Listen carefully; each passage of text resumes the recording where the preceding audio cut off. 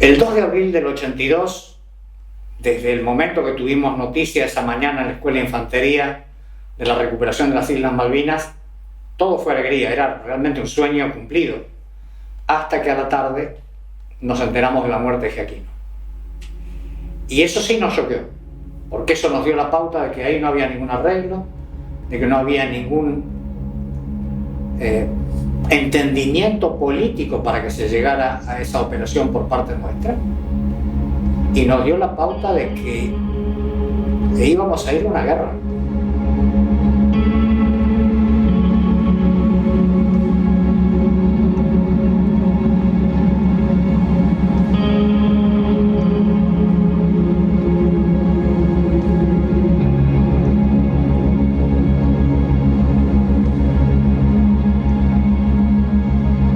Bueno, ¿quién sos? Yo soy Silvia Barrera y en 1982 me ofrecí como voluntaria para ir al Hospital Militar de Puerto Argentino, o sea, al CIM, Centro Interfuerzas Médico Malvinas, como instrumentadora para curar a nuestros soldados heridos. ¿Cómo fue que se enteró de lo de Malvinas? Yo no estaba incorporado. Mi caso fue un caso medio especial. Yo había iniciado un trámite por excepción, mi trámite no salía, entonces un día no volví al regimiento y quedé como desertor. Se produce la recuperación de Malvinas, nosotros volvemos de inmediato al batallón. Nuestro comandante ese mismo día nos reúne, nos dice o nos da las posibilidades de que no quisiera ir a Malvinas, que se iba a quedar en la unidad.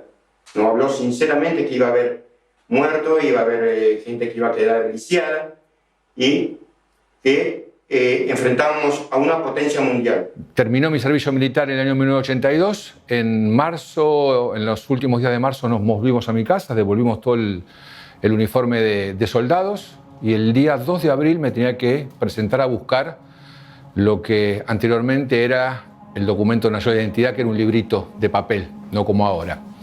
Y me desperté con la marcha de Malvinas. Cuando sucede lo de Malvinas, vi que mis compañeros iban, vecinos míos iban, y bueno, me presenté. Me pareció que mi país me necesitaba y me fui. Como no nos habíamos portado bien durante todo el servicio militar y habíamos sido bastante indisciplinados en algunas cosas, el jefe de la Escuela de Ingenieros nos dijo que podíamos ir si solamente nos presentamos voluntarios. No quería que ninguno de nosotros vaya contra su voluntad. Y de los 25, 19 nos presentamos voluntarios y nos sumamos para ir a Malvinas. No hubo tiempo para llevar su presente. En ese momento yo vivía en concubinato con mi actual esposa y estaba embarazada. Esperábamos que naciera nuestra hija. Yo paso a Malvinas en la madrugada del 7 de abril y ella nace el 7 de abril, estando yo ya en suelo Malvinas. ¿Quién fue la primera persona que se te ocurrió decirle que ibas a ir a Malvinas?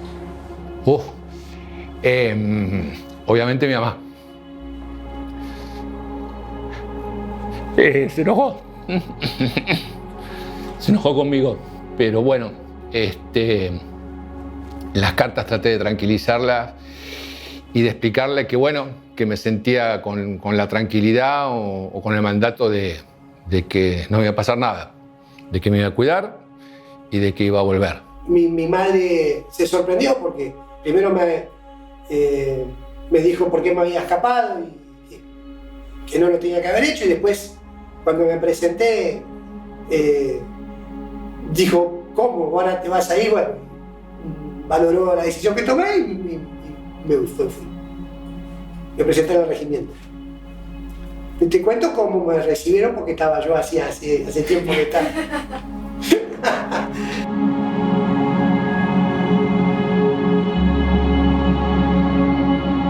Y en un lugar que estaba tan dominado por los hombres en ese momento, ¿vos cómo te sentías como mujer? Bueno, en un principio nos sentimos muy poco valoradas porque Cuando salimos de Buenos Aires, nosotros y llegamos a Río Gallegos. En Río Gallegos nadie nos esperaba, éramos las primeras mujeres vestidas de verde que veían los hombres. Ahora la mujer está totalmente integrada en las Fuerzas Armadas, pero en 1982 todavía no había mujeres. ¿Cómo era un día normal en Malvinas? ¿Tenía hambre, miedo, frío? Las tres primeras preguntas teníamos todo. Hambre, sed, frío. Pero vos imaginate con 19 años y estar en una situación límite, te crea una ansiedad demasiado importante. Así que teníamos... Y miedo era lógico. Y frío, hacía frío. Y bueno, en un principio te diría que nos ignoraban un poco así agresivamente, ¿no? De no contestarnos cosas que les preguntábamos. Y después a lo largo de los días fuimos empezando a trabajar y a curar a los heridos, entonces ya trabajando todas esas asperezas se limaron y bueno, empezamos a trabajar y bueno, ahí nos convertimos realmente en un gran equipo de sanidad. Quería saber un poco más de, bueno, además de que intercambiaban cosas, cómo eran las charlas que se hacían, cuál era el compañerismo que llevaban ustedes. Las charlas que teníamos era, por ejemplo, yo me recuerdo que mi compañero estaba de novio, entonces extrañaba a su novia, esas cosas de chico de 19 años, ¿no?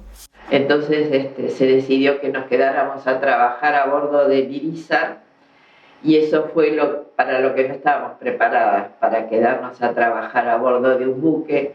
Nosotras somos de ejército, entonces trabajar con el personal de la Marina que no teníamos contacto, no habíamos tenido contacto nunca. Y bueno, charla de qué comerías hoy, viste, me gustaría estar jugando al fútbol, viste, después yo conseguía algunos libros y leíamos un poco, así que interesante, viste, hablábamos un poco de todo. Siempre se recordaba mucho siempre a los seres queridos. Los ingleses bombardeaban de noche, durante la mañana se recogían los heridos en los alrededores de Puerto Argentino, se les hacía la primera curación o cirugía ahí en el hospital y se los trasladaba al Irizar. Quiero aclarar, éramos soldados, lo que pasa es que teníamos 19 años, entonces cuando había que hablar como pibes de 19 años, hablábamos. Cuando tuvimos que actuar como soldados, lo hicimos. Durante la tarde-noche hacíamos las cirugías, a la madrugada esterilizábamos el instrumental y después empezaba la rutina de vuelta, porque aparte a esos que operábamos al día siguiente había que curarlos, así que había que salir con los elementos de curación por las distintas cubiertas a hacer las curaciones.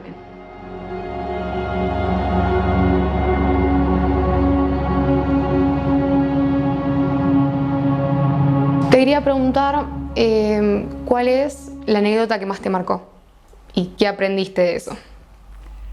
Posiblemente lo que más ha marcado mi particular desempeño en Malvinas ha sido el derribo del Harrier de Glover. Ha sido evidentemente un hecho trascendente por muchos factores.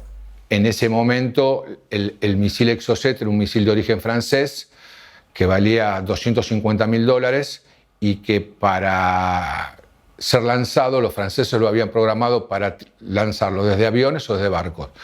Y a nosotros los argentinos vimos la posibilidad de que, como los barcos no habían entrado en combate, sacar esos misiles y adaptarlos. Un Harrier de la Real Fuerza Aérea en Puerto Howard, con un impacto sobre el avión y la conclusión feliz de que el piloto pudiera eyectarse, sobreviviera, con lo cual de alguna manera se cerraba un ciclo de éxito, por un lado, y también de un buen resultado humano.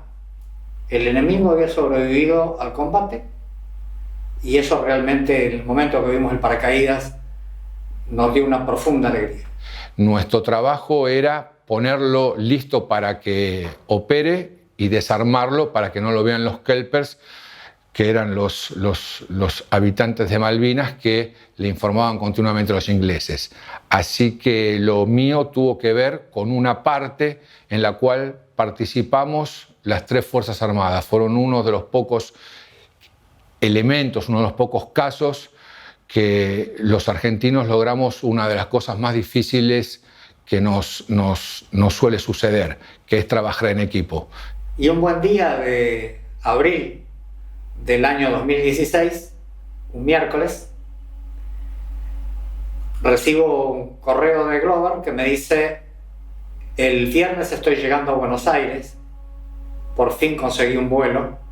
Y a los 15, 20 segundos volvemos a sentir esos bulones explosivos y sentimos que sale el misil. Y el misil sale, vimos la cola, la estela del misil, y al poco tiempo, es decir, a los 15 segundos, ¡puf!, desapareció la estela. Y no entendimos qué había pasado. Y el misil se había caído al agua. El primer lanzamiento fue fallido. Hubo alguien, Esteban, mi hijo mayor, que me ofreció ir a sacar fotos del encuentro. Y yo le dije no. Este es un encuentro personal que nos lo debemos desde 1982. Es algo muy nuestro, muy fuerte. Y así fue. El esfuerzo, el no bajar los brazos, la capacitación terminó dando que el día 12 de junio ese misil terminó impactando en un barco, en el HMS Glamorgan, que casualmente fue el primer barco que nos empezó a bombardear el 1 de mayo, y que cuando impactó sentimos algo muy similar que sentimos muchos años después, como cuando Maradona le hace el gol a los ingleses en el 86, ¿no? Es decir, el pago, la retribución, la sensación de haber hecho algo y haya terminado en forma exitosa. Yo tiré a derribar un avión y la consecuencia razonable podía ser la muerte del piloto. Ahora, si vos estás vivo y yo estoy vivo después de la guerra, todavía tenemos muchas cosas buenas por hacer.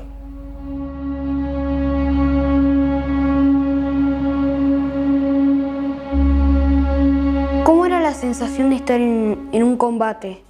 El ejército a mí me capacitó para ser soldado conscripto, ¿no? Sí. Pero los que nos hicieron soldados fueron los ingleses, porque era tanto el hostigamiento que tuvimos en esos días que a mí, a nosotros no a mí, si no nos importaba matar o morir. ¿Qué se siente? El temor, la sensación que ese disparo, ese proyectil puede caer arriba nuestro. Porque uno se acostumbra a pasar, cuando van pasando los días, a las explosiones, a los disparos, y es estar alerta. Aunque yo llevaba en mi campera de UB una foto de la familia, no la vi nunca. Sabía que estaba ahí, junto a la bandera argentina. Pero no quería darme el momento de debilidad, de ponerme a pensar sensiblemente en estas cosas. Era un jefe responsable de mis hombres. Me imagino que debe haber sido terrorífico tener esa idea en la cabeza de poder perder la vida en batalla. No terrorífico. Primero que nada porque mi jerarquía era la mínima, yo era cabo segundo y tenía una responsabilidad, tenía 16 conscriptos, que algunos de ellos eran mayores que yo, pero que eran mi responsabilidad. Si yo llegaba a dejar vencerme por el miedo, no había forma de que ellos se me quebraran o se me vinieran abajo. Si bien uno estaba preparado, pero la prueba de fuego era hacerla. Y bueno, la hicimos porque queríamos demostrarle al enemigo que estábamos preparados, ¿no? Y bueno, y parte de esa euforia era porque ellos no estaban atacando demasiado y dijimos, bueno, ahora van a ver quiénes son. Mi soldado radiooperador, en el medio de la oscuridad, de repente y en el medio de los bombardeos que nos estaban tirando a nosotros, yo no sabía dónde estaba y lo llamo. Se llama Hugo Nis. Entonces, así en medio de la oscuridad y sin verlo, lo llamo. Nis, acá estoy, me dijo. Estaba pegado a mí, cerquita atrás. Bueno, este soldado podía no haber estado, porque antes de salir del Monte Ken en los helicópteros para hacer el contraataque, él sintió miedo y me pidió permiso para quedarse. Y yo le dije que no. Fue una noche tan rara que en ningún momento, es más te digo, no hubo ningún desertor de mi grupo. O sea, hablamos recién que teníamos 19 años, pero ninguno de los que participó retrocedió. Entonces yo, para darle ánimo, le dije, bueno, tomá, te doy mi fusil, se lo entregué y le dije, pero vení conmigo porque necesito que vengas para ayudarme a transmitir las órdenes. Terminó el hecho, me olvidé de eso, pero con los años yo ahora saco que ese soldado que tuvo miedo en el medio de los combates, de los bombardeos, estaba ahí al lado mío esperando que yo le dijera algo para él ayudarme a transmitirlo. Ahora, sin embargo, no estaba él solo, estaban todos. Estaban todos los soldados que subieron a los helicópteros, que podrían inclusive no haber subido, sin embargo subieron, vinieron, desembarcaron, iniciaron el contraataque y estaban todos. Y eso es lo más valioso. Después puede uno hacer lo que pueda con lo que tiene, pero si no estás no puedes hacer nada. Estaban todos.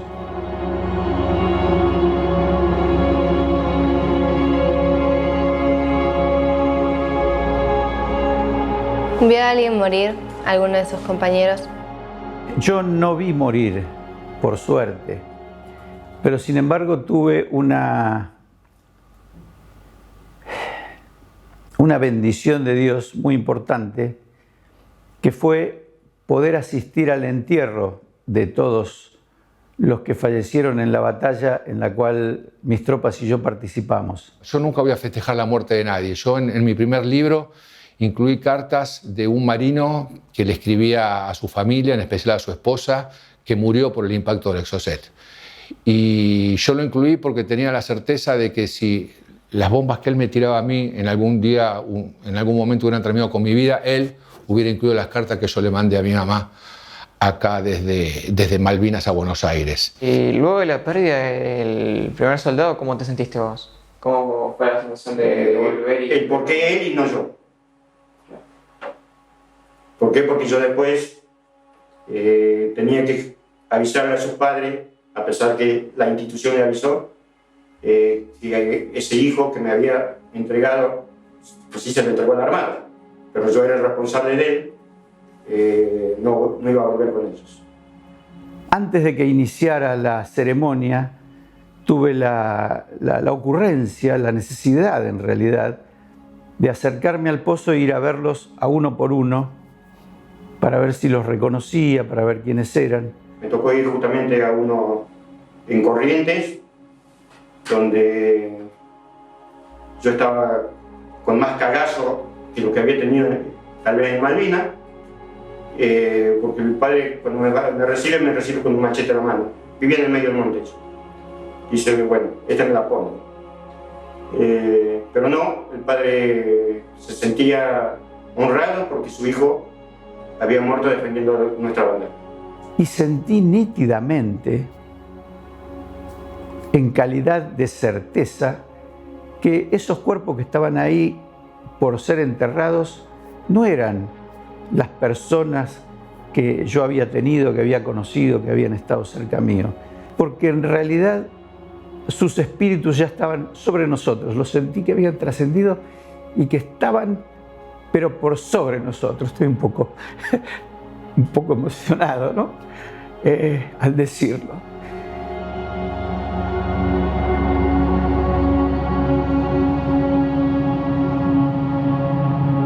¿Tu opinión sobre los británicos cambió tanto al inicio como al final de la guerra o se mantuvo siempre igual? No, para mí sigue siendo la misma. No tengo rencor por nadie de ellos. Ellos cumplieron las mismas órdenes que hemos cumplido nosotros. La orden la da un Estado. A un conflicto se llega cuando los que gobiernan un Estado no se ponen de acuerdo. En un momento donde yo estaba de casualidad en ese lugar, un sargento inglés le empezó a impartir órdenes a un soldado nuestro que además te cuento que ni entendía nada porque se los decía en inglés.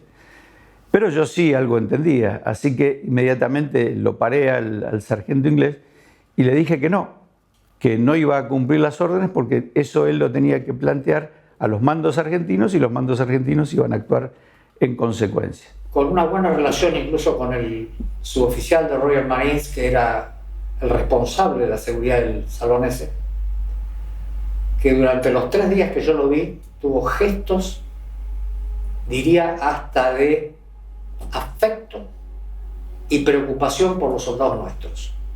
Cualquier cosa que él veía que alguien estaba caído, deprimido, se acercaba a conversarlo, a darle un gesto de amistad desde el enemigo. El sargento se enojó conmigo y con el soldado y le pegó un empujón, lo tiró al piso y lo empezó a patear mientras le gritaba cosas. Y yo me interpuse y lo frené.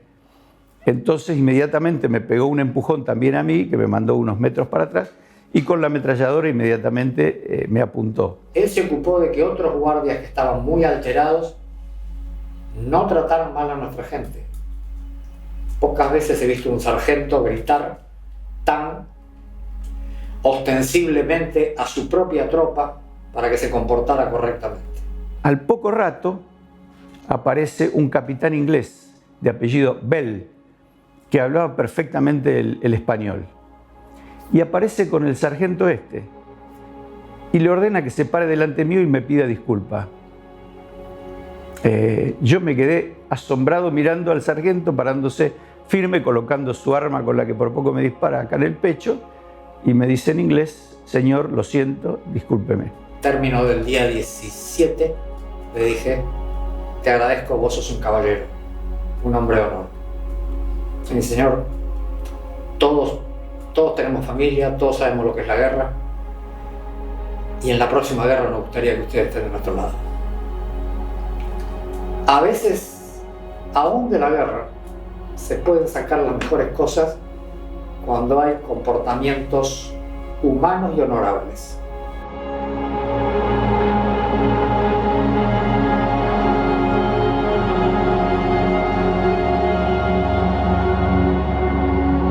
El peor día de mi vida fue el 15 de junio de 1982.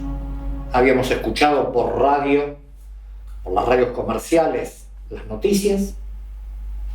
Sabíamos que la guerra había terminado. Saqué esa bandera argentina que llevaba en la campera de UE y la tiré al fuego. No quería que fuera el souvenir de ningún soldado británico. Y lo confieso honestamente, lloré como un chico. Cuando volvimos, nuestro trabajo nos estaba esperando, así que seguimos trabajando en el hospital. Lo raro y lo difícil por ahí fue al principio, cuando nadie nos preguntaba dónde habíamos estado esos 10 días.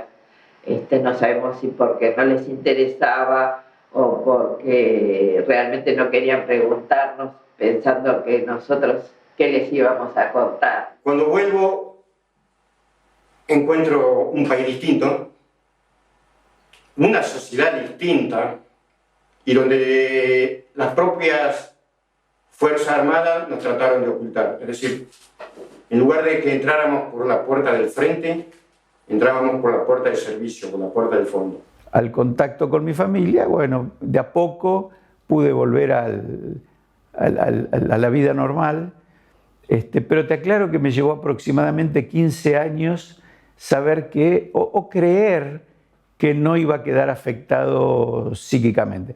Cuidado, ninguno de nosotros somos lo mismo después de la guerra que antes de la guerra. Ninguno somos lo mismo. Nada, ahora poder estar contando sus historias acá, ¿cómo se siente eso? Cuando en el momento no pudiste contar lo que hiciste?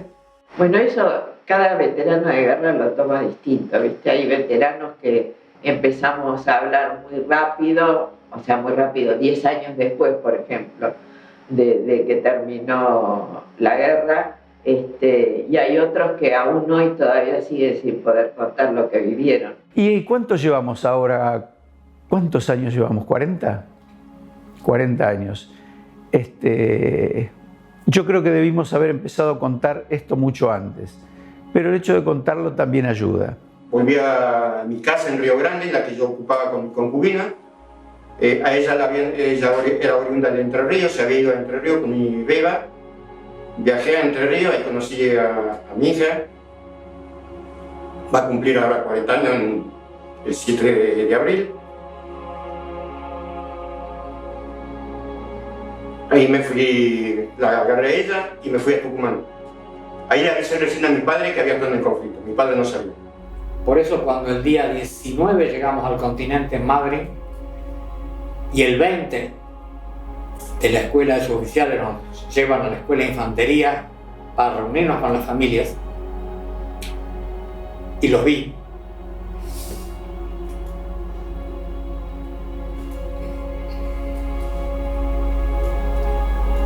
Fue revivir porque creíamos que no volvíamos vivos.